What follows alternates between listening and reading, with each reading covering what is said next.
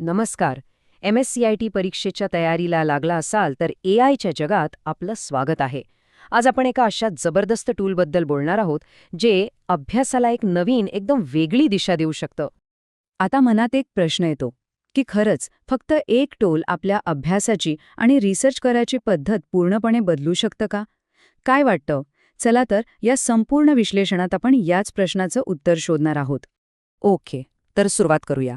बघा, कोणतंही नवीन तंत्रज्ञान वापरण्याआधी ते नेमकं काय आहे हे समजून घेणं खूप गरजेचं असतं. म्हणून सगळ्यात आधी आपण ओळख करून घेऊया परप्लेक्सिटी AIशी. अगदी सोप्या भाषेत सांगायचं झालं तर परप्लेक्सिटी AI हे फक्त एक साधं सर्च इंजिन नाहीये. नाही, हे एक स्मार्ट सर्च इंजिन आहे. म्हणजे कसं, तर हे फक्त माहिती शोधून देत नाही, तर ती माहिती समजून घेऊन थेट टू द पॉइंट उत्तर देतं. आणि सगळ्यात भारी गोष्ट काय माहितीये, ते हे सांगतं की ही माहिती त्याने नेमकी कुठून आणलीये. आता जरा इकडे लक्ष द्या. हे 4 मुद्दे परीक्षेसाठी अत्यंत महत्त्वाचे आहेत, अगदी लक्षात ठेवा.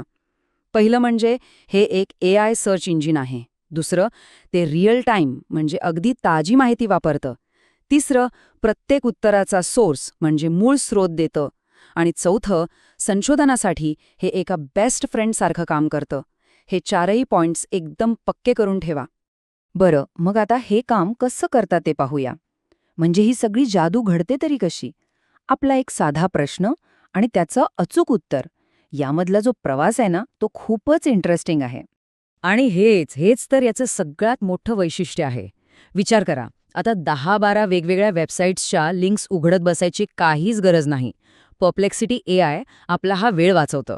ते काय करतं, तर सगळी महत्त्वाची माहिती एकाच जागी आणतं आणि त्याचा एक छान सारांश आपल्यासमोर ठेवतं. हे वापरायला एकदम सोपं आहे. फक्त 3 स्टेप्स आहेत. स्टेप नंबर 1, आपला प्रश्न टाका. स्टेप नंबर 2, मग AI आपल्यासाठी संपूर्ण इंटरनेटवर शोध घेतं, विश्लेषण करतं.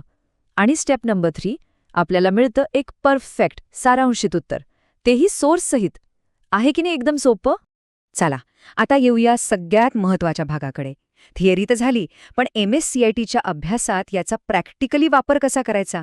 आता आपण जी उदाहरणं बघणार आहोत ती थेट परीक्षेच्या तयारीसाठी उपयोगी पडतील. ही स्लाईड तर MSCITच्या विद्यार्थ्यांसाठी खजिनासारखी आहे.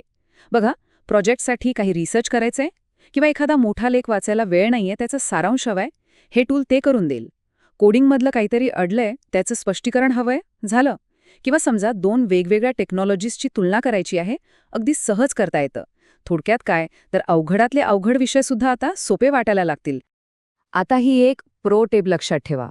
फक्त एका उत्तरावर कधीच थांबू नका. जर एखादा विषय अजून खोलवर समजून घ्यायचा असेल तर त्यालाच धरून पुढचे प्रश्न विचारा. Follow up questions. यामुळे काय होतं, तर त्या विषयावरची पकड मजबूत होते आणि तयारी तर एकदम बेस्ट होते. ठीक आहे, तर आत्तापर्यंत आपण जे काही पाहिलं ते सगळं एकत्र जोडूया. हे टूल आणि त्याची वैशिष्ट्ये MSCITच्या अभ्यासक्रमाशी कशी जोडलेली आहेत आणि याचा खरा फायदा काय ते आता समजून घेऊ. तर या सगळ्याचा सर्वात मोठा फायदा काय? तो आहे स्मार्ट रिसर्च स्किल्सचा विकास.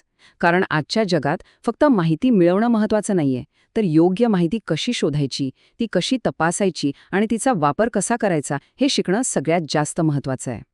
हे टूल वापरल्याने प्रामुख्याने 3 गोष्टी सुधारतात. 1, आपली रिसर्च करण्याची कौशल्य खूप सुधारतात. 2, आपली डिजिटल साक्षरता म्हणजे डिजिटल लिटरेसी वाढते. आणि 3, AI सर्च कसं काम करतं याची एक चांगली समज येते. आणि गंमत म्हणजे या तिन्ही गोष्टी MSCIT अभ्यासक्रमाचा मुख्य भाग आहेत. आणि हो, एक गोष्ट नेहमी लक्षात ठेवा, ही खूप महत्त्वाची आहे. AI आपल्याला उत्तर देतं हे खरं आहे, पण कोणत्याही महत्त्वाच्या कामासाठी त्या उत्तराची सत्यता तपासण्यासाठी नेहमी दिलेल्या मूळ सोर्सवर जाऊन खात्री करा. यालाच म्हणतात खरी डिजिटल साक्षरता. हे टूल वापरायला सुरुवात करणं अगदी सोपं आहे. जर कम्प्युटरवर असाल तर सरळ perplexity.ai या वेबसाईटवर जा आणि जर मोबाईल वापरत असाल तर त्याचं ॲप इन्स्टॉल करा. बस. तर मग आता ह्या टूलबद्दल सगळं काही समजलं आहे. आता विचार करण्याची वेळ आहे, तो कोणता असा अवघड प्रश्न आहे ज्याचं उत्तर सगळ्यात आधी याच्याकडून मिळवायचं आहे.